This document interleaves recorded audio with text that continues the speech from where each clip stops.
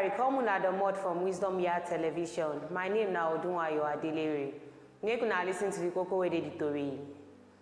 Nigerian students they find universities where they accept low cut-off mark. Trump call with Putin exposed lack of consistency on Ukraine peace move.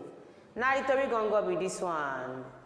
Secondary school leavers for Nigeria they search for universities where fit accept low JAMB cut-off mark for this year admission. Sake of waiting JAMB take students IC for their 2025 University Tertiary Matriculation Examination UTME. JAMB na the Joint Admissions and Matriculation Board. The exam body where they in charge of organizing exams for young school leavers for Nigeria where them go take enter universities, polytechnics, colleges of education and other tertiary institutions. This 2025 JAMB exam will record very low marks across the board according to one analysis for the results where the exam body be released. Almost 2 million students will write the exam this year, but now about 12,400 of them scored 300 marks. However, JAMB later agreed say their system been get problem and that na the reason for the mass failure. The Oga Kwata Isha Koloye they even cry for national TV as they apologize to Nigerians for the error.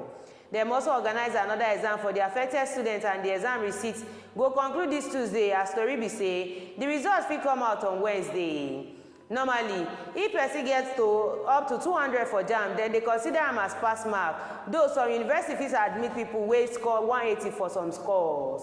But recently, sake of the increasing poor performance by students, some universities don't bring their requirement down to 150. JAMB and rumors they fly say the score go even day lower this year.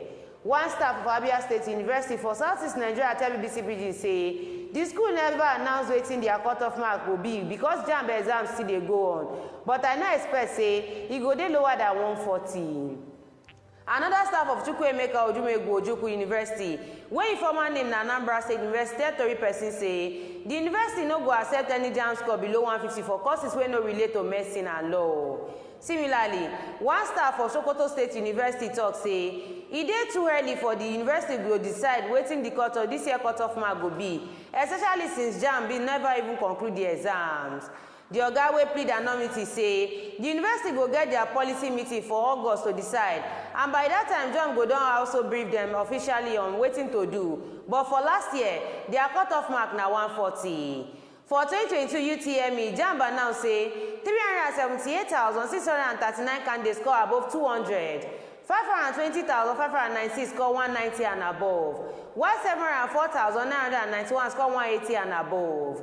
Also, 934,103 score 170 and above, and 1,192,057 score 160 and above. For 2024, a total of 1,904,189 candidates sit down for UTME.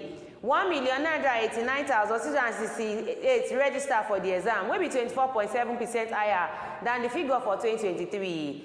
According to JAMB, out of the 1,842,464 results wey dem release, only 0.4% score above 300, while 24% score 50% and above.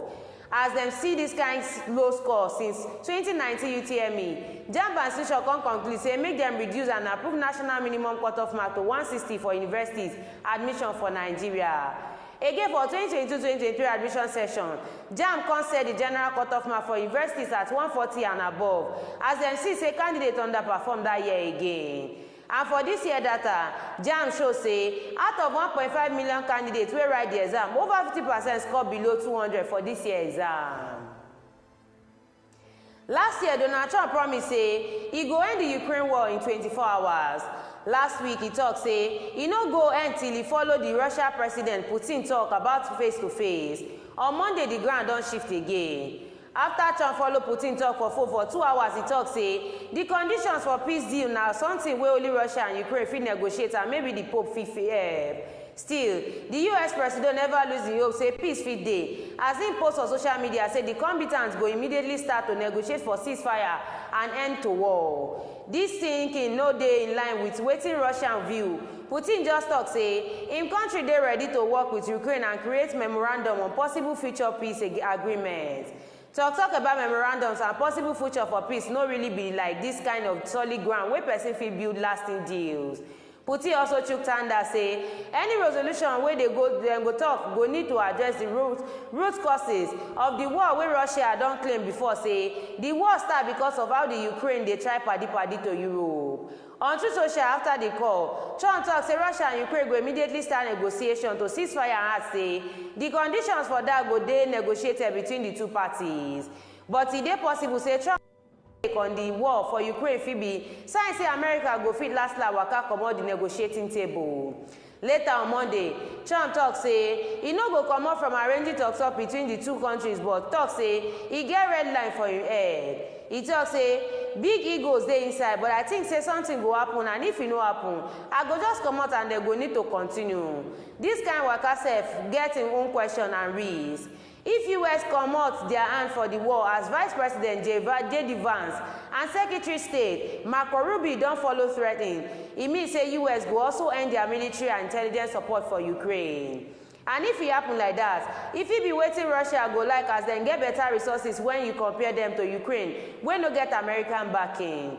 This matter reach make Ukraine President Zelensky start dey fear. He talk on Monday after Trump Putin call say e dey important for all of us today the United States no comot themselves for the talk and pursuit of peace. Trump don vex with both Putin and Zelensky as e work to end the 3-year kasala still dey go on. He accuse the Ukraine leader say dem dey gamble with World War III and for the gbas meeting wey happen for February for the Oval Office, and for April say e dey very angry and pissed off with Putin as talk continue to dey jam hold up. Apart from this Monday talk, e be like say Ukraine and Russia dey ready to continue some kind talk and to talk anyhow we be na progress after 3 years of war. Before I go finish the tori for this night, make una listen to the koko wey dey the tori once again. Nigerian students dey find universities where they accept low cut-off mark. Trump call with Putin expose lack of consistency on Ukraine peace move. Thank you say una sit down lis ten to the news. My name na Odunwayo Adelere. Make una get good night rest.